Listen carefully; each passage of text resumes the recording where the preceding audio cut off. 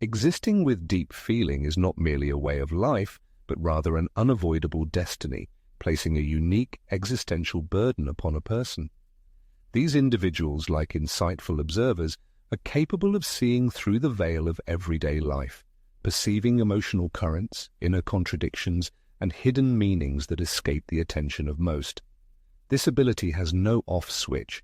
It is a constant state of heightened sensitivity, and the price for such sensitivity is colossal emotional exhaustion. In psychology, this phenomenon is often associated with what Jung called the realm of the intuitive, the ability to feel and understand the world on a level inaccessible to others. These people are attuned to perceiving the smallest details, navigating life through the prism of symbols, archetypes, and unconscious impressions. For them, the ordinary transforms into a theatre of the absurd, where everything seems staged, superficial, and strangely unreal. They see the world not as it appears at first glance, but as it truly is, with all its complexities and contradictions. Conflict arises when life demands hypocrisy, pretense, and conformity to generally accepted norms. They are asked to adapt to a rhythm that contradicts their inner nature, to filter their perception for the sake of simplification. This generates an internal split, a quiet chasm between their true self and external reality. And it is this rift, according to Jung, that is the place where the psyche begins to break down. But it is important not to think that this pain is something unnecessary and accidental. On the contrary, it is an integral part of the process of individuation, the path to wholeness. However, wholeness is not always welcomed in a world where only individual fragments are valued. And this is where it gets interesting. What happens next when a person striving for wholeness encounters a world that rejects it? When someone declares that you are too much, that your nature is too intense, it should be understood that this seeming excess is nothing more than the depth of your personality, misinterpreted by those whose gaze skims the surface. Your personality is not complicated, it merely requires conscious presence, the very attentiveness that modern society, oversaturated with stimuli, has forgotten how to exhibit. Speech emanating from the depths of the soul is not idle chatter, but rather a profound dialogue with oneself and the world. And when you encounter impatience, dismissiveness, or even ridicule, you experience not just rejection, but existential pain that touches the very foundations of your being. In such moments, a person begins to soften their statements, censor their truth, put on a mask of a smile, hiding inner pain, not for the purpose of deception, but for the sake of survival. Somewhere along the path of life, they learn that the sincere expression of their true essence causes discomfort in others. However, such self-betrayal does not go unnoticed. Viktor Frankl, a renowned philosopher and psychologist, once remarked that suffering devoid of meaning becomes an unbearable burden. When your truth is denied or ignored, your words cease to be bridges connecting you with others and turn into impregnable walls. This disconnection gradually constricts your soul, stifles your voice, and suffocates your spirit, depriving you of life energy and joy. However, the solution to the problem lies not in suppressing one's own feelings, but in understanding the reasons for this condition. Emotional richness is not a pathology, but rather the price for sensitivity and receptivity in a world often unprepared for it. A person is not defective, but finely tuned. CarlJung asserted that healing comes not through repairing the soul, but through attentively listening to it. True listening, according to Jung, consists of being able to hear even the unsaid. Such deep penetration liberates, shapes the pain, allowing it to find its place. Until such a space is created, refusing to pretend and maintaining one's authenticity becomes a quiet rebellion.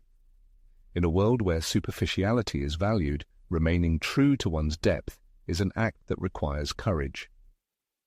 In a society where fleeting pleasures are extolled, depth is treated with disdain as something burdensome.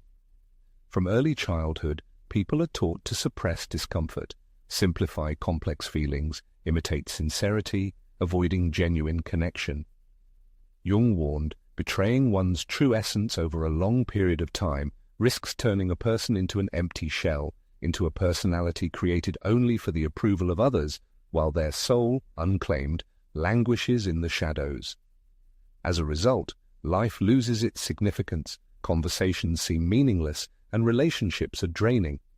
A person smiles but feels alienated, participates in what is happening, but always feels a little out of place, observing life from the sidelines but not living it to the fullest. Albert Camus described this state as a painful awakening in a world steeped in slumber, and it's not about superiority, but about a keen perception of the surrounding reality. One notices the hypocrisy, the pretense, the constant striving to appear superficial, pleasant, and attractive, while unseen storms rage within. This clarity of vision is not an expression of arrogance, but a personal truth. And every time one conceals it in order not to disturb another's comfort, one inflicts invisible wounds on one's soul. Doubts begin to arise about one's own depth, about one's own sensitivity, and a dislike for one's own nature emerges. However, CarlJung reminds us that the path to wholeness requires confronting this discomfort, returning to the truth that one was told to abandon. Until this happens, life will seem like an unsuitable role in which one has to play with alien parts. In a world where a carefully constructed self is celebrated, living according to the dictates of the soul becomes an act of defiance, but it is also the only path to true reality. Therefore, if one feels too much, one should know that this is not an excess, but an awakening. And although the burden is great, so is the beauty of this world. One is not destined to live in a fragmented state, but is destined to feel everything and still remain oneself. There is an exhaustion against which even the longest sleep is powerless. One can allow oneself rest, temporarily disconnect from worries, change the environment, but still feel broken, as if shrouded in a veil of fog and bound by numbness. This is not just physical exhaustion, it is rather a weariness of the soul, caused by a life that is not in harmony with one's true essence. The reason lies not in excessive activity, but in the muffling of feelings, in the suppression of genuine thoughts, sensations and needs in order to maintain external functionality. The individual seems to swallow their truth, stifle their emotions, hold their breath in every interaction, and this suppression does not disappear without a trace, but is fixed in the body. Psychosomatic research confirms CarlJung's insightful observation. The body serves as the voice of the unconscious. When the psyche is ignored, the body takes on the role of its mouthpiece. First, the soul sends quiet signals through tension and fatigue, but if it is not heard, it begins to shout through physical ailments. This is not a manifestation of laziness, but a result of emotional overload. One absorbs everything, the energy of the surrounding space, the unspoken grief of others, one's own inner chaos, and yet one is expected to smile, work efficiently, and be highly productive. One is forced to wear a mask under which one's true self suffocates. Jung believed that most people do not live, but merely play roles. By suppressing their individuality, they become alienated from their inner world. As Heidegger noted, they fall into inauthentic existence, submitting to roles, rules, and routines that they never consciously chose. When a person's deepest essence is buried beneath the mask they play, life begins to fade, as if losing its colors. Music is no longer able to touch the most delicate strings of the soul. Conversations seem devoid of meaning, and joy turns into a faint echo of past delight. In such moments one feels not just fatigue or burnout, but rather emptiness, as if one is detached from the very core, from what once filled one's existence with meaning and significance. Attempts to explain this state to others often meet with incomprehension. People advise to relax or not to clutter one's head with unnecessary thoughts. However, what one is experiencing is not simply an excess of reflection, but rather a lack of living. It is not so much a mental problem as an existential one.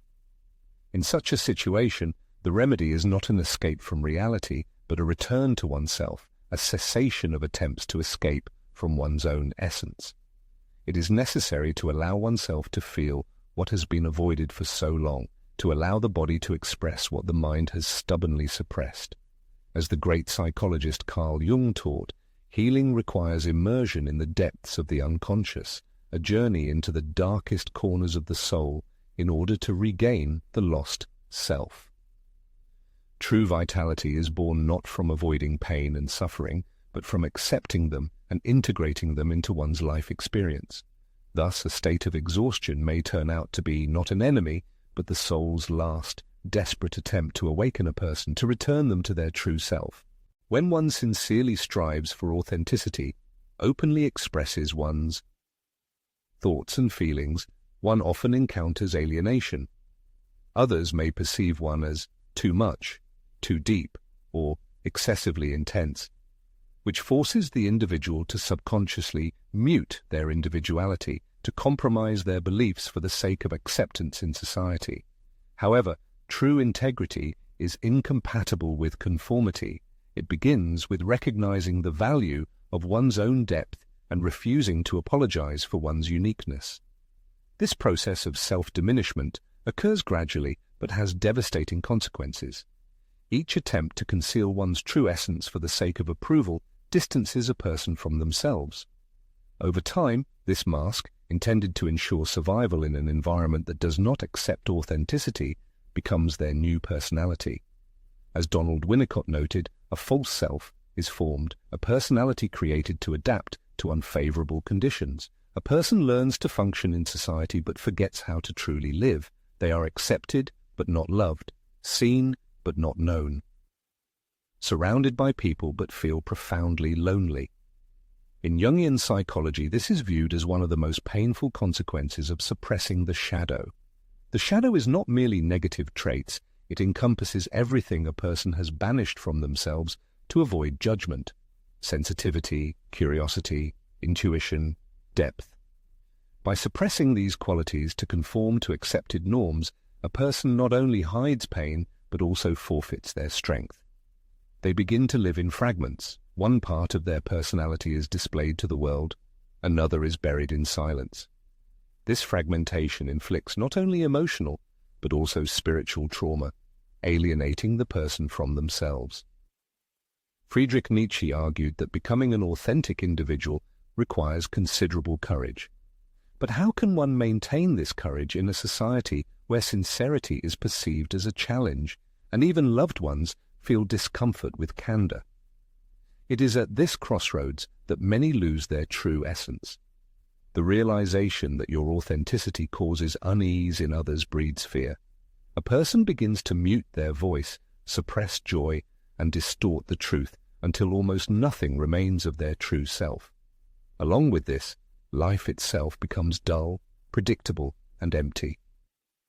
This vicious cycle must be broken, not by rejecting connections with others, but by strengthening an inner strength so profound that the need for self-betrayal for the sake of recognition disappears. CarlJung believed that healing is achieved through integration, accepting the rejected aspects of personality and bringing them into the light of consciousness. The goal of this process is not to correct these aspects, but to become aware of them and accept them with compassion. Integrity is not striving for an ideal, but sincerity that requires no justification. Undoubtedly, such integrity may cause discomfort to some people, but this is not a personal problem of the individual who has chosen the path of sincerity, but rather reflects the limited perception of those around them. Depth of personality is not a flaw, but the true essence, and it is in this truth that the soul finds peace. A person's aspiration goes beyond simple applause or fleeting attention. Deep down, they yearn to be met, recognized in their uniqueness, heard not just with ears, but with the heart. They need someone who will not recoil from the sincere words flowing from the depths of their soul, who will not correct or belittle feelings, but will remain nearby, steadfast and attentive, like a reliable beacon in a raging sea. This is not a manifestation of vanity, but a fundamental need of human nature. As Martin Buber asserted, a person finds their true essence in the interaction between I and thou, in the genuine meeting of two souls resonating in unison. Without this deep connection, the soul gradually withers, retreating not out of weakness, but to preserve itself in a world that constantly demands explanations for the intensity of feelings. CarlJung echoed this truth, emphasizing that a real encounter with another person opens the door to mutual transformation, but only if there remains space for accepting differences. However, in the modern world, obsessed with speed, superficiality, and selfish interests, such space is rarely found. That is why the depth of the inner world is so important, why personal truth becomes something sacred. In a world where everyone strives for the surface, maintaining integrity becomes not just an act of rebellion, but a profound gift to oneself and others. Interconnection between people becomes fragile when sincere presence is replaced only by appearance. This is felt when the interlocutor is not listening, but only waiting for their turn to speak. That is why many conversations leave a feeling of emptiness. It is not about ingratitude, but that the soul craves something more, not more noise and bustle, but more authenticity and sincerity.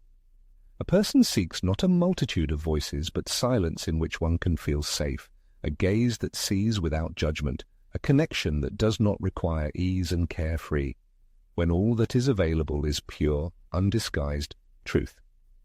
Emmanuel Levinas emphasized the ethical significance of a person realizing they are the object of another's gaze. In turn, CarlJung might interpret this as the self's call to achieve wholeness, to strive to be accepted in its entirety, including its flaws and contradictions. Perhaps the innermost desire of every person is not perfect love, but the presence of someone who won't recoil when faced with their dark sides. Such acceptance exists, though it's rare. To find it, one must protect their inner depth, share their truth, even when it causes misunderstanding. Somewhere in the world there is someone experiencing similar pain, waiting for a kindred spirit to create a safe space for sincere self-expression. Being seen and accepted as you are is a path to healing, and being understood is the alchemy of the soul. The pursuit of life's meaning is not a weakness, but a testament to an unyielding spirit. The depth of one's inner world can lead to isolation, but it also becomes the foundation for the most genuine connections. What once seemed like a burden, this quiet, all-consuming self-awareness, can become the key not to the external world, but to the inner self. Jung argued that individuation requires breaking with the familiar, confronting one's own shadow, overcoming the contradictions between who you are and what society expects of you. The heaviness in your heart is not meaningless suffering, but a sign of transformation. Pain does not alienate you from the world, but reveals your true essence. It is not a manifestation of inferiority, but unfiltered sensitivity in a world of superficial values. Deep feelings are a display of courage, and the stronger a person feels, the greater the need to forge their own path, a path dictated not by external factors, but by internal authenticity. It's not about hiding your essence, but about living it to the fullest, with all passion and freedom. Friedrich Nietzsche once remarked that a person who understands the meaning of their existence can overcome any difficulty. Perhaps it is in the seemingly unbearable aspects of personality, in its intensity, clarity of thought, capacity for empathy, that true purpose lies. CarlJung taught that the path to wholeness lies through acceptance of one's shadow. The very traits that make a person feel lonely and misunderstood may turn out to be their greatest gifts. Pain, experienced and integrated into one's experience, transforms into wisdom, becoming a link not only with other people, but also with the most hidden corners of one's own self. However, to walk this path, one must stop conforming to frameworks that dim the inner light, stop seeking approval for one's existence. Belonging to any group or community loses all meaning if it requires abandoning one's integrity. The world is often superficial, and it will probably remain so, but depth is not a flaw, but a responsibility. Those who dare to dive into the depths of the human soul carry within themselves lost knowledge and understanding. Being a deep person in a superficial world means living with courage, not distorting oneself for someone else's comfort, remaining true to oneself even when it causes discomfort to others. The meaning of life is not in the approval of others, but in conscious presence in the moment. As Carl Jung said, the greatest privilege in life is to become who you truly are. Turn your inner world into an impregnable fortress, a safe haven from adversity. Cast aside the masks imposed by society. Forget the need to meet someone else's expectations. Your uniqueness, the depth of your soul, is not a barrier separating you from the rest of the world, but a priceless gift that the world longs to see and accept. It is in this silence, in the space between experienced pain and suddenly acquired understanding, that true freedom is born. It is the freedom to be yourself, genuine, without pretense or falsehood, without having to apologize for your uniqueness, without fear of being misunderstood or rejected.